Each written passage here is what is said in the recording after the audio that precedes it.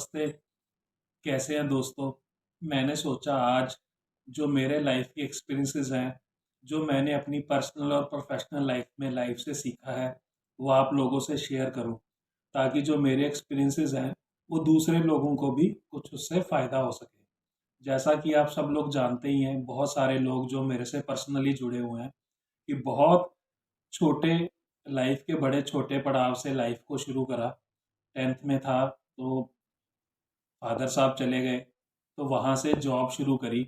आज वही एक्सपीरियंसेस को मैं आपसे शेयर करना चाहता हूँ। एक लड़का जो 10th में अपनी जॉब शुरू करी, जब वो सिर पे उसने पहली जॉब में सिर के ऊपर कूलर उठाए, और उसी से उस लेवल से शुरू होके उसी कंपनी में मैनेजर बनना, और उसी जॉब ने एक इच्छा देनी कि आपको आपकी अपनी ऐसी कंपनी होनी चाहिए, और उसी एक्सपीरियंसेस को वहाँ से शुरू होके आज एक अपनी कंपनी का एमडी होना मेरे हिसाब से एक बहुत बड़ी बात है। तो आज मैं वही एक्सपीरियंसेस आप लोगों से शेयर करना चाहता हूँ कि कैसे लाइफ में आगे बढ़ने के लिए क्या-क्या चीज़ों की ज़रूरत है, जो मेरे को लगा और जो किसी में भी होनी चाहिए, ताकि आप अपने लाइफ में ग्रो हो सके। तो सबसे पहले जो मेरा जॉब के एक्सपीरियंस थे, उसमें मैंने ये समझा कि अगर आपको लाइफ में ग्रो होना है, तो सबसे पहले आपकी एजुकेशन वो बहुत इम्पोर्टेंट है। और एजुकेशन भी आज के माहौल में स्किलफुल एजुकेशन होना बहुत इम्पोर्टेंट है। मतलब बहुत सारी जॉब्स हैं, आप उस जॉब में जा सकते हैं, कर सकते हैं, आपका अच्छे पैसे भी मिल सकते हैं, बट कुछ दिनों के बाद आप उस जॉब से आउट हो जाएंगे, क्योंकि टेक्नोलॉजी, टाइम इतनी स्पीड से बढ़ रहा है। आप लोगों ने देखा होगा कुछ समय पहले तक, एक व्हाट्सएप पे आप लोगों ने भी देखा होगा, मैंने भी देखा था कि हेलीकॉप्टर पे एक रिपोर्टर किसी की वीडियो बना रहा था। तो आज 10 साल बाद ना उस हेलीकॉप्टर की ज़रूरत है, ना उस वीडियोग्राफर की ज़रूरत है। उस दोनों को रिप्लेस कर दिया। ड्रोन्स पे आप कैमरा लगा के आज आपकी सारी रिकॉर्डिंग हो सकती है। तो अगर आपको लाइफ में आगे बढ़ना है, तो सबसे पहले आपकी एजुकेशन इम्पॉर्टेंट है। सेकेंडली आपकी स्किलफुल एजुकेशन होना बहुत इम्पॉर्टेंट है। तो अगर आप किसी भी फील्ड में, जो भी फील्ड आपको लगता है कि ये आपके लिए ज़रूरी है या जिसमें आपको इच्छा है, तीसरी चीज़ है जो इसी में मैं ऐड कर रहा हूँ, वो है आपका पैशन। तो जिस चीज़ में आपको पैशन है, जिस चीज़ में आपको इंटरेस्ट है, जो आपको बहुत अच्छा लग रहा है, आपको एजुकेशन, क्वालिफिकेशन और अपनी ट्रेनिंग भी उसी फील्ड में लेनी है, ताकि जब आप उस काम को करते हैं तो आपका वो पैशन हो, आपका दिल हो, आपको काम करने में मज़ा आता हो। अब मैं इसको फिर अपने उसी चीज़ से जोड़ता हूँ कि जब मैंने अपनी वो पहली जॉब करी, तो वो कंपनी कूलर और गीज़र्स बनाती थी। अब क्योंकि वो कूलर गीज़र से मैंने वहाँ काम शुरू करा, उनको देखा, मुझे वो प्रोडक्ट्स अच्छे लगने लगे, और उसी में मैंने सेल्स, बाद में उसी को मैनेज करा। तो वो मेरे को पसंद आने लग गया, मेरे को मज़ा आने लग गया, तो मैंने उसी काम को अपनी लाइफ में आगे बढ़ाया। पहली जॉब मेरी गोदरेज की थी, उसके बाद फिर जो और काम करे वो भी उसी फील्ड में थे, उसी से रिलेटेड थे। तो वो मेरा पैशन बनता गया, मुझे इंटरेस्ट आता गया, तो उसी वजह से मैं उसमें आगे ग्रो हुआ। दो मैंने आईटी में अपनी स्टडीज़ कंप्लीट करी, पोस्ट ग्रेजुएशन मैंने अपनी लैंग्वेज में करी, क्योंकि उसमें थोड़ा सा मेरा हिस्ट्री को पढ़ने का, अपनी मातृभाषा को पढ़ने का इंटरेस्ट था, तो मैंने पंजाबी में पोस्ट ग्रेजुएशन करी। ये एक एजुकेशन थी जो आपको, जब आप अपनी हिस्ट्री को पढ़ते हैं, अपने रिलीजन को पढ़ते हैं, अपनी बाकी चीज़ों को पढ़ते हैं, तो आप में पर्सनल ग्रोथ आती है। तो ये मेरा वो वाला फैक्टर ही था जिसकी वजह से मैंने अपनी एजुकेशन को कंप्लीट करा। पर मेन उसी पे आते हैं, क्योंकि आपने वो पहली जॉब ऐसी करी थी, आपका पैशन वैसा था, आपको प्रोडक्ट्स में मज़ा आने लग गया, प्रोडक्ट सेलिंग में मज़ा आने लग गया, तो आपने उसी जॉब को आगे परस्यू करते गए, और उसी वजह से आपकी वो ग्रोथ थी within a span of 20 years, from a person who picks up material and load and unload to become a all India head for a company. वो आपका पैशन, आपकी परसिस्टेंस और आपकी विल, आपके एफर्ट्स, ये सारी चीज़ों ने आपको उसको आगे बढ़ाया। कई समय में मुझे इसमें फ़ील होता था कि अगर आपकी एजुकेशन बहुत अच्छी होती, तो प्रॉब्ली शायद आपकी ये जर्नी छोटी होती, या आप अगर इंजीनियर होते तो शायद ये आपकी जर्नी छोटी होती। इसीलिए मैंने आपसे बात करी कि आपका स्किल और एजुकेशन उस फील्ड से रिलेटेड ज़रूर होना चाहिए, क्योंकि वो आपकी जो आपका पैशन है और जो आपका डेस्टिनेशन है उस तक पहुंचने में आपकी स्पीड को बढ़ा देता है वो। अब जब ये सारी मैंने जॉब्स करी उस लेवल से लेके और इन ऑल इंडिया लेवल बनने तक से लेके आज अपनी कंपनी जिसमें हम ये सारे प्रोडक्ट्स बना रहे हैं, अलग से प्रोडक्ट्स बना रहे हैं जो दूसरे लोगों के पास नहीं है, उसमें क्या एडवांटेजेस हैं, यही चीज़ें मैंने उन चीज़ों को सीरियलाइज करा ताकि आप लोगों को उसका फ़ायदा बन सके। तो सबसे पहले तो हमने बात करी कि स्किल बहुत इम्पॉर्टेंट है। दूसरा हमने बात करी एजुकेशन बहुत इम्पॉर्टेंट है। तो स्किल वाली एजुकेशन बहुत इम्पॉर्टेंट है अगर आपको आगे बढ़ना है। उसके बाद जब आप किसी अपनी जॉब में जाते हैं तो सबसे पहले आपका इम्पॉर्टेंट है पैशन और विजन। पहले तो आपको पैशन होना चाहिए कि ये करना है, फिर उसके बाद विजन होना चाहिए कि आपको कहाँ तक पहुँचना है। क्योंकि अगर आपने अपना विजन सेट कर लिया है, मुझे ये बनना है, तो आपका पैशन और आपकी स्किल और आपकी एजुकेशन आपको वहाँ तक पहुँचने के लिए बहुत हेल्प करेगी। जब आपका विजन सेट है, आपका पैशन सेट है, तो जो आपको रिसोर्सेज की ज़रूरत है, वो भी आपको मिल जाएंगे। अगर आपका विजन क्लियर नहीं है, तो आपको वो आपके उस डेस्टिनेशन तक पहुंचने के लिए आपको जो भी उसके लिए रिसोर्सेज की ज़रूरत है, वो रिसोर्सेज को खड़ा करने के लिए या अपने लिए अरेंज करने के लिए आपको बहुत प्रॉब्लम आएगी। इसीलिए जैसे अब हम बात करते हैं कि बहुत सारे स्टार्टअप्स 70, 80, 90% स्टार्टअप्स फेल हो जाते हैं। लोगों के पास आइडिया तो होता है, पैशन तो होता है, लेकिन विजन नहीं होता, एटीट्यूड नहीं होता। तो ये इन सारी चीज़ों को भी आपको इसको आगे बढ़ाने के लिए विजन और पैशन की ज़रूरत पड़ती है। अब इन्हीं मैं अपने अब नौकरी पेशा जो नौकरी का मेरा एक्सपीरियंसेस है उससे और आज तक अपने इस कंपनी को खड़ा करने तक के जो और फैक्टर्स हैं, मैं उसकी भी बात करता हूँ आपसे। जैसे अभी अपन ने बात करी स्किलफुल एजुकेशन की, देन उसके बाद पैशन की, देन उसके बाद विजन की। और अगर पैशन विजन है आपके पास है तो आपके रिसोर्स भी अरेंज हो जाते हैं। बहुत सारी कंपनियों के बारे में आपने सुना होगा जो ऐसे ही ग्रो हुई, एक कंपनी से शुरू हुई और आज उस लेवल पे पहुंची है। उसमें पेटीएम एक ऐसा है, आप जानते हो कहाँ से शुरू हुई। अमेजोन एक बहुत बड़ा एक्सपीरियंस है आपके सामने, जो एक कंपनी से शुरू हुई। Alibaba.com एक ऐसा है जो है आपसे इस लेवल पे शुरू हुई। रिलायंस धीरू भाई अंबानी आप सब लोगों को पता है, आप सब लोग जानते हैं कहाँ से वो कंपनी शुरू हुई। वीडियोकॉन जो अपनी इंडस्ट्री का है उसके जो ओनर थे, किस लेवल से एक छोटी सी कंपनी से राजस्थान से शुरू होके आज इस लेवल तक पहुंची है। तो ये सारी चीजें इन्हीं सारी चीजों का मिक्सचर है। अब जब अपना आप जॉब करते हुए बिजनेस में वेंचर करते हैं, उसके लिए बहुत सारी चीज़ों की ज़रूरत होती है। अब मैं पॉइंट टू पॉइंट अगले आधे घंटे में कोशिश करूंगा कि वो सारी चीज़ें मैं आप लोगों को एक्सप्लेन कर पाऊँ, जो मैंने सीखी हैं, जो मैंने समझी हैं, जिसकी वजह से आज मैं एक सक्सेसफुल एंटरप्रेनर हूँ। सबसे पहले जो अभी अपन ने बात करी, अगर आपको अपना बिजनेस शुरू करना है तो सबसे पहले आपके पास आइडिया होना चाहिए। वो आइडिया ऐसा होना चाहिए जो किसी की प्रॉब्लम को सॉल्व कर सकता हो। अगर आप बिजनेस ऐसा कर रहे हैं कि आप सिर्फ कपड़ा ही बनाना चाह रहे हैं तो उसमें ऑलरेडी बहुत सारे लोग हैं। आप शर्ट ही बनाना चाह रहे हैं तो बहुत सारे लोग हैं। आपको बहुत सारा कंपटीशन आने वाला है। तो सबसे पहले आपको ऐसा आइडिया चाहिए जो किसी दूसरे की प्रॉब्लम को सॉल्व कर सकता हो। अगर किसी की आप उस आइडिया से प्रॉब्लम सॉल्व कर सकते हैं तो आपका प्रोडक्ट सक्सेसफुल होने वाला है। अब जैसे अगर अपन एक बड़ी छोटी सी बात करें कि पहले घरों में लोग मसाला कूटते थे, उससे रसोई में काम करते थे। बाद में आपको जब मिक्सर ग्राइंडर आ गए तो उसने जिसने भी सोचा होगा मिक्सर ग्राइंडर के बारे में तो उसने प्रॉब्लम सॉल्व करी, तो आज मिक्सर ग्राइंडर हर किचन में है। जब किसी ने पानी के बारे में सोचा, बड़े शहरों में रहते हैं, गंदा पानी आता है, तो फिल्टर के बारे में सोचा, वो प्रॉब्लम सॉल्व कर रहा था आपकी।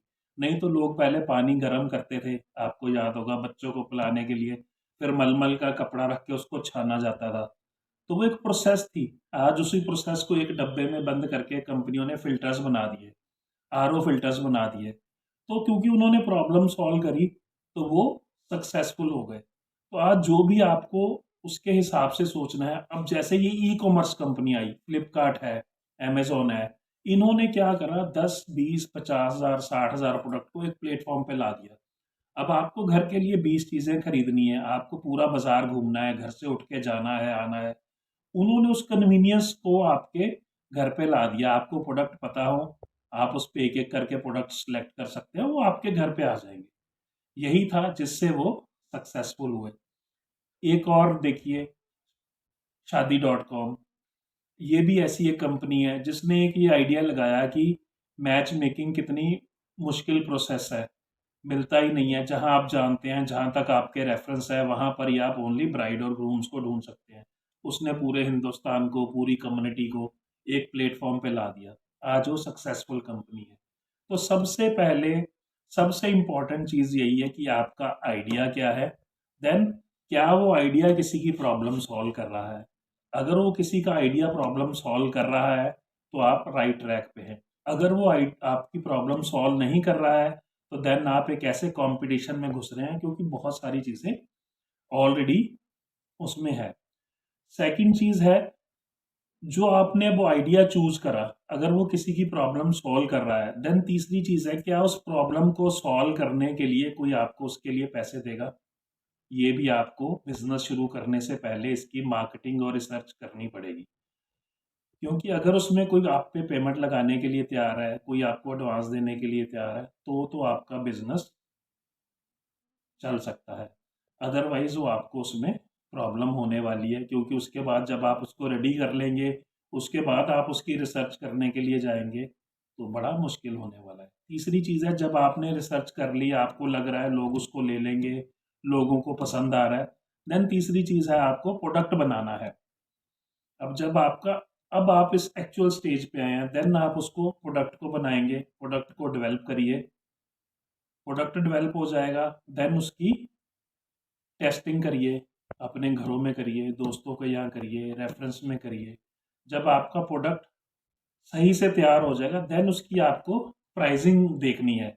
क्योंकि अब मेन फैक्टर है, जब आपका प्रोडक्ट तैयार हो गया, उसके बाद ही आप उसकी प्राइसिंग डिस्कस कर सकते हैं। आप पहले खाली आइडिया पे डिस्कस नहीं कर सकते कि हम इस प्रोडक्ट को 50,000 का बेचेंगे, हमारा 10,000 का बनेगा।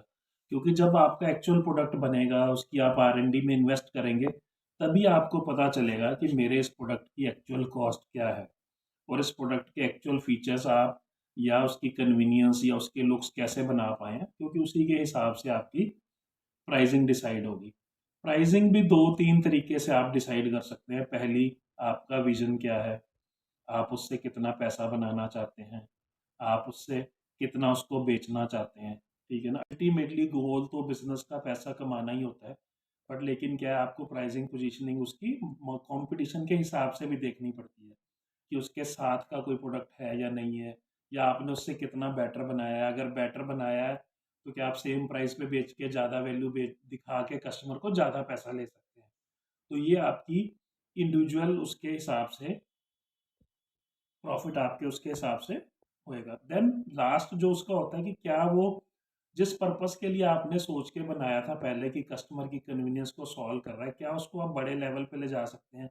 अगर वो किसी बड़े लेवल पे, किसी पूरी कम्युनिटी का, किसी पूरे कोई, फॉर एग्जांपल कोई आपने ऐसा एक प्रोडक्ट बना दिया है जो मिलिट्री के काम आ सकता है, तो then it is a big purpose कि आपने पूरी एक मिलिट्री को बना दिया। या आपने कोई ऐसा प्रोडक्ट बनाया है जो किसी एक कम्युनिटी के काम का है, कोई ऐसा प्रोडक्ट बनाया जो आपने मंदिर में यूज हो सकता है, तो देन वो ऐसा प्रोडक्ट हो गया जो आप पूरी कम्युनिटी के लिए है, then it is a big area. या आपने कोई ऐसी चीज़ बनाई है जो किसी स्टूडेंट्स के यूज़ की है, तो देन आप अपनी मार्केटिंग स्ट्रेटजी उसके बेसिस के ऊपर सेलेक्ट कर सकते हैं। अब जब ये आपने सारी चीज़ें कर ली, देन इससे सबसे बड़ा फैक्टर जो है वो है मार्केटिंग। आपने इसकी मार्केटिंग कैसे करनी है, क्योंकि आपने प्रोडक्ट पे रिसर्च कर ली, प्रॉब्लम देख लिया, आपने प्रोडक्ट को रिसर्च कर लिया, प्रोडक्ट को बना लिया, उसकी प्राइसिंग डिस्कस कर ली, अपना प्रॉफिट डिस्कस कर लिया, उसका पर्पस डिस्कस कर लिया। अब आपको प्रॉफिट तो तभी आएगा ना जब वो बिकेगा। अब किसी भी प्रोडक्ट को बेचना, उसकी मार्केटिंग करनी, वो सबसे बड़ा काम है। अब जब मार्केटिंग करनी है, उसके कई तरीके हैं। आज तो सबसे आसान तरीका आपका डिजिटल है, लेकिन मार्केटिंग करने से पहले आपको बाकी चीज़ों की भी तैयारी करनी है। जैसे आपको अपनी वेबसाइट बनानी है, जहाँ पर आदमी देख सके, क्योंकि जैसे ही आप मार्केटिंग करेंगे तो कस्टमर आपके पास वापस आएगा तो आपको देखेगा कहाँ? आज वो सबसे पहले आपको डिजिटल प्लेटफॉर्म पे देखता है। तो डिजिटल प्लेटफॉर्म पे आपकी सबसे पहले एक बहुत अच्छी सी वेबसाइट होनी बहुत ज़रूरी है। जब आपकी एक अच्छी सी वेबसाइट हो जाएगी, that is actually your your actual address. क्योंकि अगर आपकी वेबसाइट नहीं है, आपका प्रोडक्ट बहुत अच्छा है, तो भी आपके सक्सेस होने के चांस आज बड़े कम हो सकते हैं। क्योंकि आप किसी को बोलेंगे मैंने ये चीज़ बनाई है, तो देखेगा कैसे? आज हर आदमी का, अगर आप दिल्ली में बैठे हैं या आप बेंगलोर में बैठे हैं, तो पंजाब वाले का बेंगलोर आना या दिल्ली में बेंगलोर वाले का दिल्ली आना इज़ वेरी टीडियस, जब तक उसको पूरी क्लैरिटी नहीं हो जाती आपका प्रोडक्ट क्या है, उसके फीचर क्या है, उससे उसको बेनिफिट होने वाला क्या है, अनलेस कोई भी। और अगर आपकी एक अच्छी सी वेबसाइट तैयार है जिस पे आपने उसके ऑडियो वीडियो प्रोडक्ट के डाले हुए हैं, आपने अपने कंपनी के बारे में सारी डिटेल डाली हुई है, तो it become very easy for the other person to check कि वो प्रोडक्ट कैसा है, उससे उसका इंटरेस्ट भी बन सकता है। देन उसके बाद आपके जितने भी आपकी और उससे रेलेवेंट न्यूज़ है, उससे रेलेवेंट वेबसाइट्स हैं, उसके ऊपर उसकी डिटेल्स होने चाहिए, उसके ब्लॉग्स होने चाहिए। आजकल तो वीडियो वीलॉग्स बनने शुरू हो गए हैं, तो आपके वो होने चाहिए, ठीक है ना? वो बहुत आसान है। और आजकल जितना ये सोशल मीडिया पे के थ्रू आप बहुत जल्दी से पहुंच सकते हैं। 2 वीडियो का ही ज़माना है। फेसबुक, ट्विटर, ये जो बाकी अपने सोशल इंस्टाग्राम, ये आज ऐसे मीडियम है जिनके थ्रू बहुत कम पैसे से आप बहुत ज़्यादा लोगों तक पहुंच सकते हैं।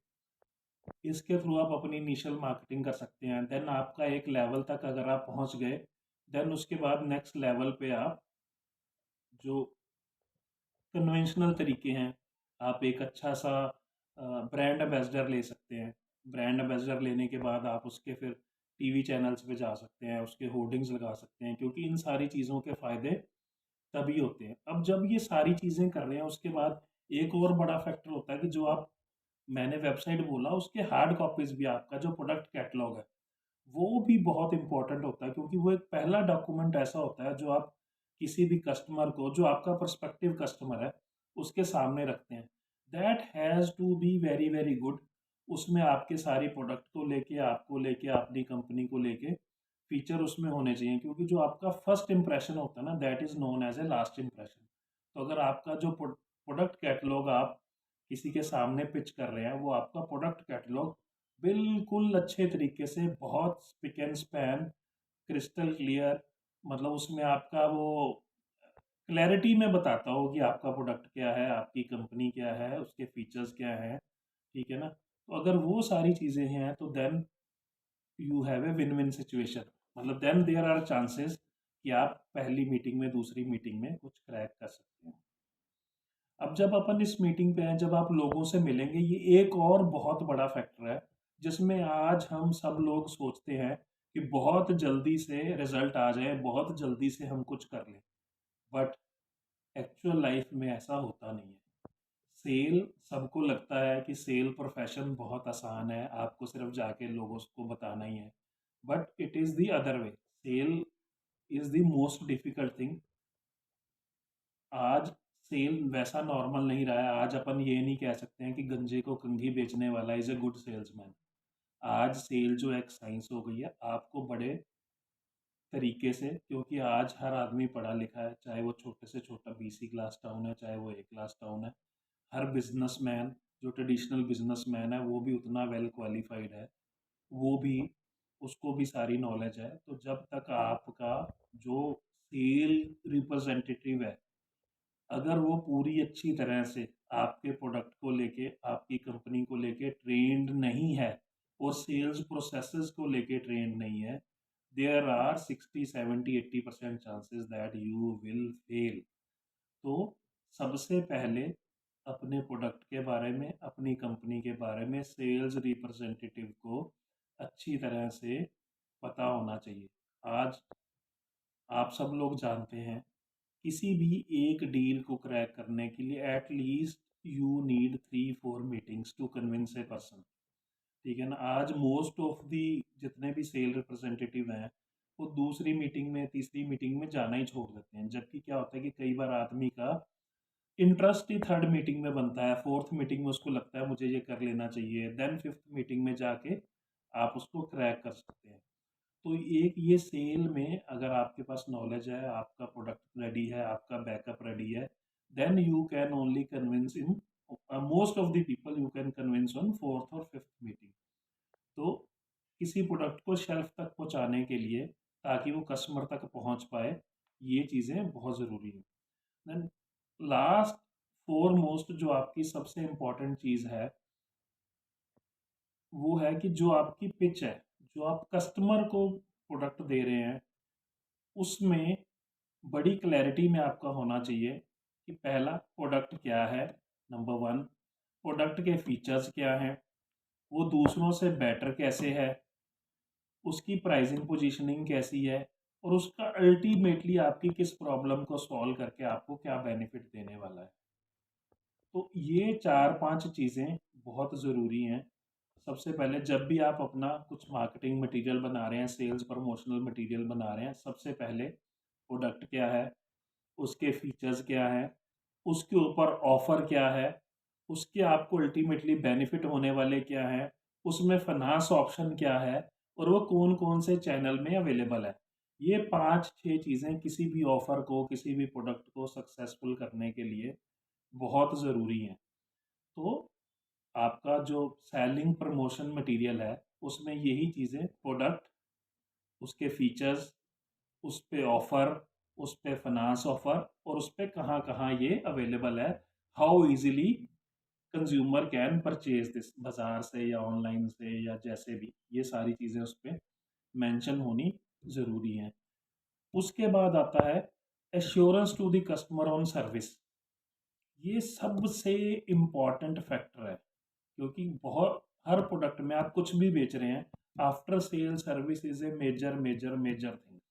क्योंकि अगर आपने प्रोडक्ट बेच दिया, उसकी अगर फीचर्स अच्छे से नहीं बताए हैं, तो कस्टमर घर जाके उसको लगेगा कि ये फीचर्स मेरे से गलत बता दिए, ये तो इसमें था ही नहीं, या मुझे चाहिए था, चांसेस कि आपकी सेल वापस आ जाए, मतलब प्रोडक्ट रिटर्न हो जाए।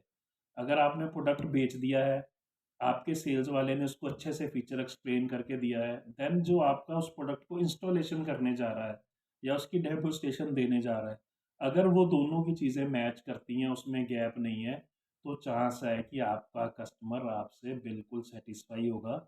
और अगर उसके साथ आपके प्रोडक्ट ने परफॉर्मेंस भी वैसी दे दी जैसी आपने उसको प्रॉमिस करी है, अपने कैटलॉग में, अपना प्रोडक्ट बेचने के टाइम पे और अपने डेमो देने के टाइम पे, अगर वो प्रोडक्ट आपका वैसा सर्विस आपको दे रहा है, तो चांसेस है वो आपका सेटिस्फाई कस्टमर होगा, और वो आपके बहुत सारे कस्टमर्स को आगे रेफर भी करेगा।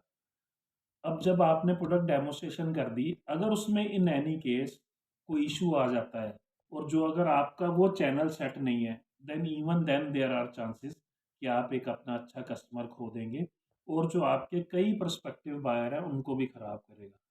तो पहली चीज़, डेमोस्ट्रेशन, आपका सेलिंग जो आप कर रहे हैं वो अच्छे से हो, ओवर सेल नहीं करें, जो आपके प्रोडक्ट के फीचर है सिर्फ वही एक्सप्लेन करें। सेकेंडली, उसकी जो डेमोस्ट्रेशन है वो अच्छे तरीके से हो, उसकी इंस्टॉलेशन अच्छे तरीके से हो। और थर्डली, जब उसको प्रॉब्लम आए तो आपका वो सिस्टम सेट होना चाहिए, कस्टमर को बिल्कुल पता होना चाहिए कि अगर प्रॉब्लम होगी तो उसे कैसे आप तक पहुंचना है कि उसको सर्विस मिल सके। आपका नंबर कौन सा है, कौन से समय तक चलता है, या उसका प्रोसेस क्या होगा, या जब वो फ़ोन कर दे तो जो सामने से आपका कस्टमर रिप्रेजेंटेटिव है सर्विस वाला, वो उसको अच्छे से अटेंड करे कि sir we are really sorry, आपके प्रोडक्ट में इशू आ गया है, this is the time, this generally happens this way, और हैव यू चेक दिस। कोशिश करे कि उसको ऑनलाइन सेट सॉल्व कर दे, नहीं कर पाए तो उससे टाइम फिक्स अप करे और उस टाइम आपका इंजीनियर पहुंचे। अच्छी चीज़ तो ये है कि जब आपका इंजीनियर पहुंचे, क्योंकि आपने उससे डिटेल ले ली है कि उसके प्रोडक्ट में क्या इशू है, तो इंजीनियर आपका क्वालिफाइड हो, वो फर्स्ट मीटिंग में ही उसको क्लोज कर पाए, प्रोडक्ट जो भी उसमें चैलेंज हो सकते हैं, और अगर नहीं तो उससे टाइम लेके अगली मीटिंग में उसको क्लोज करें। ये बहुत इंपॉर्टेंट फैक्टर है कि आपका जो सर्विस का सिस्टम है वो इस तरीके से चले। Once you do that, then it is 100% sure that वो कस्टमर आपके लिए विल ब्रिंग मोर कस्टमर्स। अब आजकल क्या ऑनलाइन का ज़माना है, अगर आप सर्विस ख़राब देते हैं तो इमीडिएटली आपकी साइट पे जाएगा, आपके सोशल मीडिया में जाएगा, he will complain about it, ठीक है ना। और अगर आप अच्छी कंपनी है, आपका ब्रांड का अच्छा नाम है, देन चांसेस आर मोर कि वो आपका जो आपकी कंप्लेंट है वो वायरल हो जाए और वो आपको ज़्यादा ख़राब करेगी। तो ये कुछ बेसिक चीज़ें हैं जो आपको किसी भी काम को आगे बढ़ाने के लिए बहुत ज़रूरी है। देन उसके बाद उससे सबसे ज़्यादा इम्पोर्टेंट, जब ये सारी चीज़ें कर रहे होते हैं तो एक बहुत इम्पोर्टेंट फैक्टर और होता है, दैट इज़ अकाउंटिंग। अब उस अकाउंटिंग में अगर आपके अकाउंट्स अच्छे हैं तो आपका बिजनेस और ग्रो होगा।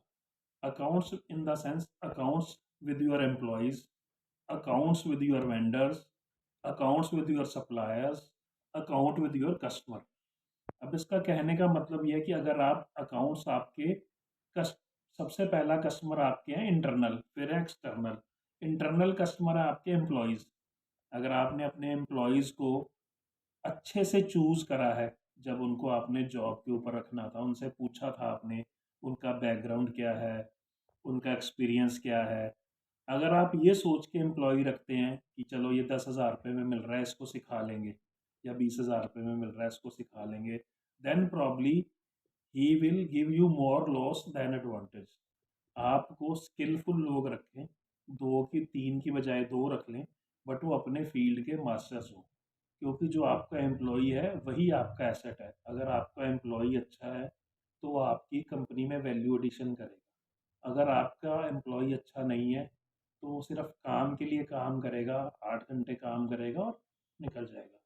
अब जब आप ये कर रहे हैं, इसमें खाली एम्प्लॉय की गलती भी नहीं हो सकती, एम्प्लॉयर को भी ये देखना है कि वो मोटिवेटेड रहे। तो एम्प्लॉय को मोटिवेट करने के बहुत सारे तरीके हैं। पहली चीज़, आपने जो उसको प्रॉमिस करा सैलरी, वो टाइम पे दें। आपने जो उसको उसको इंसेंटिवाइज करें, अगर वो ओवर अचीव करता है तो। अब अचीव करने के लिए जो उसकी बेसिक ट्रेनिंग है, पहले वो आप उसको ट्रेनिंग दें। देन उसको ट्रेनिंग के बाद उसको चेक करें, जब वो अपना काम अच्छे से कर रहा है देन उसको टारगेट दें। टारगेट करें तो उसको शाबाशी दें। शाबाशी दें, फिर अगली बार उसको इंसेंटिवाइज करें। और सबसे बड़ी बात ये होती है कि एम्प्लॉई, जो भी आपके इंटरनल कस्टमर है, मोस्ट इम्पोर्टेंस कि they should feel proud in working with you. उसको ऐसा एनवायरनमेंट दें कि उसको अच्छा लगे कि वो ऐसे कंपनी में ऐसे लोगों के साथ, ऐसे एम्प्लॉयर्स के साथ काम कर रहा है जो उसको रिस्पेक्ट करते हैं। अगर आप किसी को बहुत अच्छे पैसे दे रहे हैं और आप उसको रिस्पेक्ट नहीं दे रहे हैं, देन चांसेस कि वो साल में ही आपको छोड़ जाए। और अगर आप किसी को बहुत रिस्पेक्ट दे रहे हैं, पैसे नहीं दे रहे हैं, then again there are chances he will leave you. But अगर आप उसको एक अच्छा एटमॉस्फेयर दे रहे हैं, टाइम पर सैलरी दे रहे हैं और रिस्पेक्ट भी दे रहे हैं, और he is learning also something जो आपका सिस्टम है, देन चांसेस है कि वो आपसे बहुत लंबे तक आपके सिस्टम में रहेगा और आपको बहुत बेनिफिट होगा। क्योंकि जैसे जैसे आपका एम्प्लॉय पुराना होता है, वो ट्रस्ट बढ़ता जाता है, वो सेल्फ मोड में आ जाता है, ठीक है ना। अगर वो, तो ये बहुत इंपॉर्टेंट है। इसी तरह सेम आपके जो वेंडर्स और सप्लायर्स हैं, उनसे भी आपको अपने अकाउंटिंग को क्लियर रखना बड़ा इंपॉर्टेंट है। कि अगर आप किसी को प्रॉमिस करके ले रहे हैं कि मैं आपकी पेमेंट 30 दिन में दे दूंगा, तो उनको 30 दिन में दे, नहीं दे सकते हैं तो then give them a reason, ask the time, तो उनको उतने दिन में दोबारा करें। Same way supplier. और जैसे ही आप आगे कस्टमर को अपने प्रोडक्ट देते हैं, तो उनसे भी आपके टर्म्स क्लियर होने चाहिए कि आप उनसे 50% एडवांस लेके उनका प्रोडक्ट बनाएंगे और इतने दिन में देंगे। नहीं देते हैं तो उनको बताएं। कर रहे हैं तो अच्छी बात है, नहीं कर पा रहे हैं तो उनसे डिस्कस करके वो करें। तो ये जो एक अकाउंटिंग है। देन उसके बाद सबसे बड़ा फैक्टर होता है गवर्नमेंट के साथ।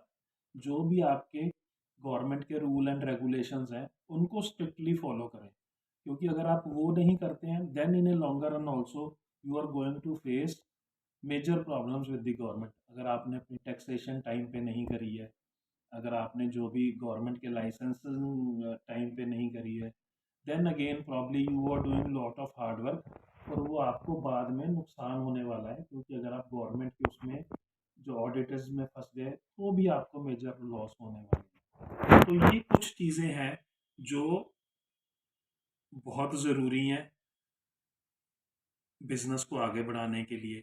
अभी हमने जितनी चीज़ों पे बात करी है, मैं उसको एक बार समराइज कर देता हूँ।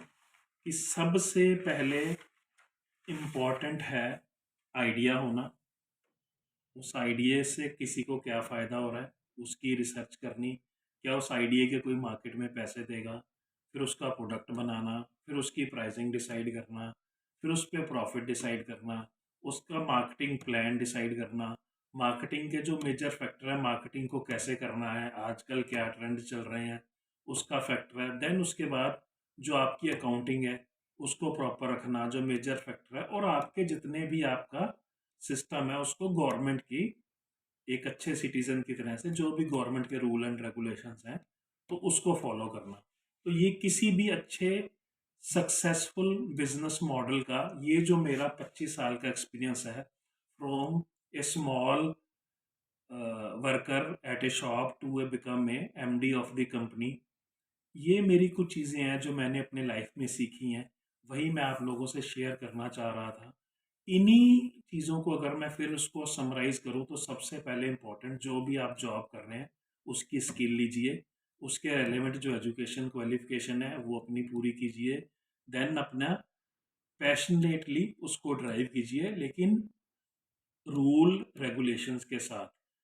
कोई उसमें दो राय नहीं है कि आप उसमें फेल होंगे। These are the 100% successful formulas जिससे आप अपनी लाइफ में किसी भी बिजनेस के साथ बढ़ सकते हैं।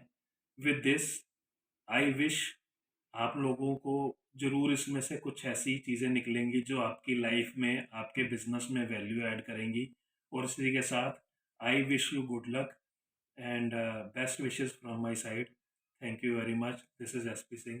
Thank you very much. Thank you.